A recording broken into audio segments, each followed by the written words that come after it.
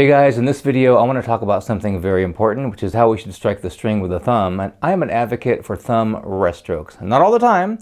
We need to be able to do thumb free strokes, but if you're not able or you're unwilling to do thumb rest strokes, that's going to mess you up down the line. And in this video I'm going to show you a bunch of different reasons why I think you should err on the side of thumb rest strokes, even if you're a beginner, and actually especially if you're a beginner. And I'll also show you a few bad things that can happen if you're not able to do thumb rest strokes. So if you follow these tips I'm going to give you, hopefully we can put any of the thumb technique problems that you've been having to rest.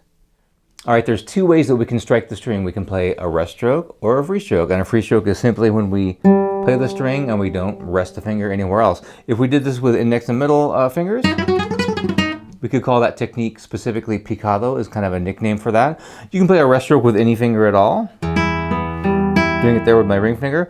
What we're talking about here is just the thumb, and a rest stroke with the thumb would be down towards the floor and resting on the neighboring string, just letting it sit on the string below. And a free stroke is when we don't do that and just let it fly.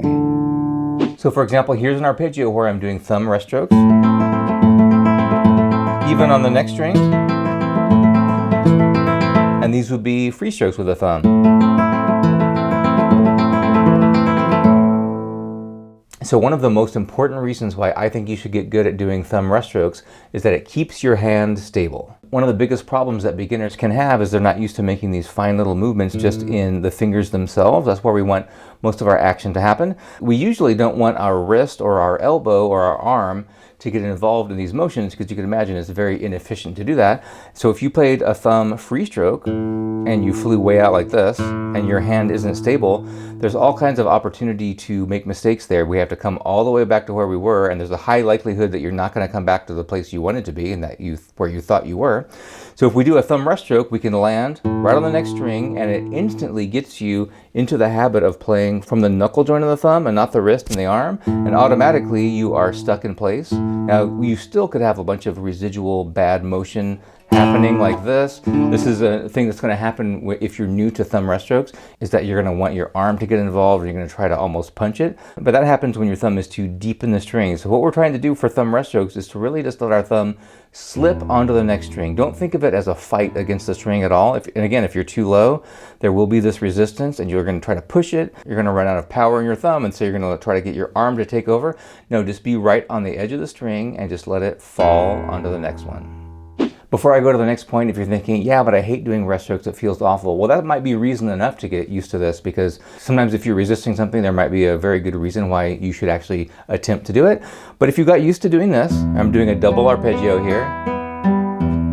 You're practicing, hopefully, not flailing about, and you're staying in one place with your hand, and you are going to have much more success if you revert over to free strokes after developing a thumb rest stroke habit. If I do free strokes now, I've kind of trained myself to keep it in the thumb and not the arm, not the wrist. Whereas the more time you spend doing thumb free strokes and flailing all about, the harder it's going to be to undo that and really play efficiently and be in one spot.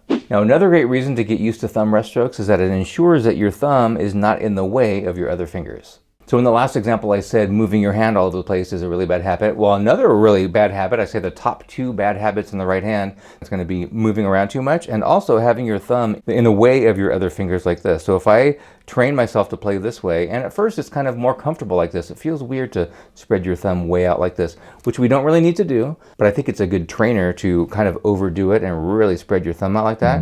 Do some arpeggios, get used to that, and somewhere in between this weird extension and where you want it to do it is like a happy medium and really a great spot. We just want to be out of the way of the index finger. Now, the reason why we don't want to do that is because look what happens. If I do a thumb rest stroke, even or free stroke, the thumb is in the way of the index finger in this case, and now the index finger, in order not to hit the thumb, is going to train itself to do little tiny weeny motions, and now your thumb is actually hurting the technique of another finger.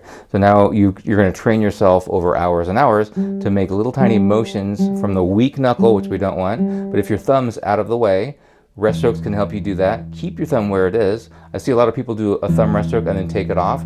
Of course, there's cases where you have to do that, and you certainly can if you want to. But if you leave it down, it forces you to be separated so that your index finger has room to maneuver, and we want to make a nice big follow-through motion with that index finger. And if the thumb is in the way, we can't do it. Now, another great reason to use thumb rest strokes is that it creates instant volume. Check out this little thumb-heavy arpeggio phrase from a Soleá, which is a flamenco form. I'll play it with thumb free strokes and then with thumb rest strokes.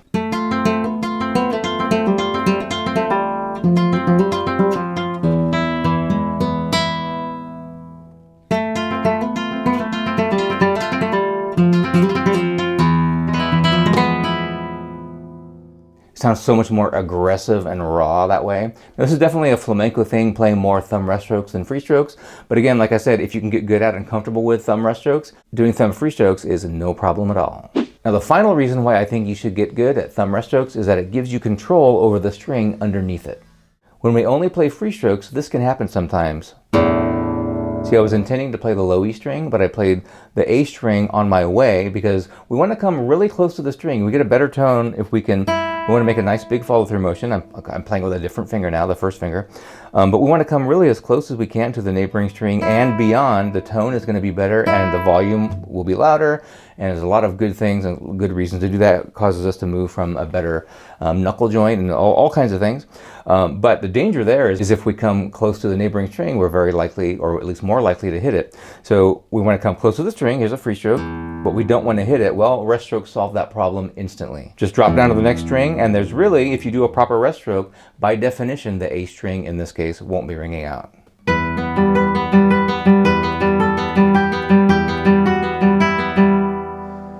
So there was no danger of me accidentally playing the A string there because I was playing rest strokes on the 6th string and instantly killing the next string. Now, the fact that we have control over that next string leads me to my next point, which is it can give you instant planting. Now, planting is when you get to the string ahead of time, and that's what we want to strive to do almost all the time. We get to the string and then play rather than just dive bombing the string and swiping at it. So if I were playing something like this, arpeggio, let's say that we're playing an A minor chord.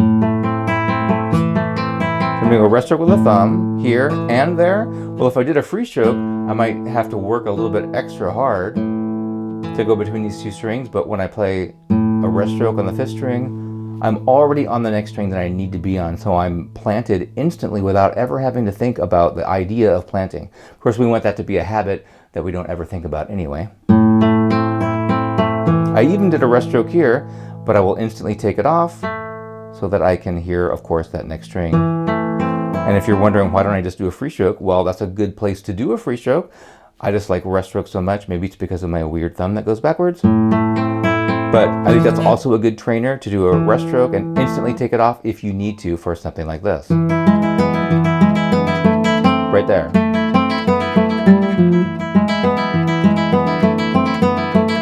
And that little example of Malagueña, I've got the planting all taken care of there. I play this one, I don't have to worry about coming back to the string again, so that really takes a lot of the heat off in terms of all of the maneuvering we have to do. We've already done it, we're already there.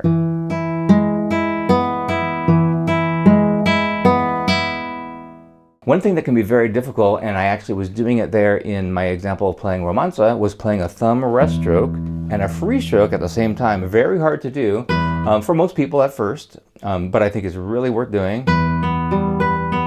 for all the reasons that I mentioned in this video. Keeping your hand still. Got some good volume in the bass there. Or in this example of Adelita. We do thumb rest strokes every time.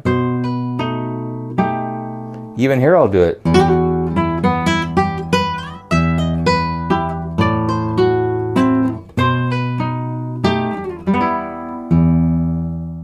And finally, if you're playing a phrase only with your thumb, I think rest strokes sound awesome.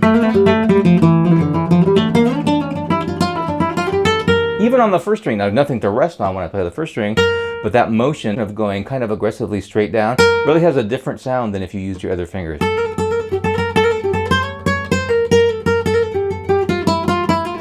But when things get fast, we're likely to use these two fingers, index and middle, that's picado technique. So we can have that division of labor and play things more quickly. And if you want to get into that picado technique, check out this video where I show you 3 awesome picado phrases to work on your speed.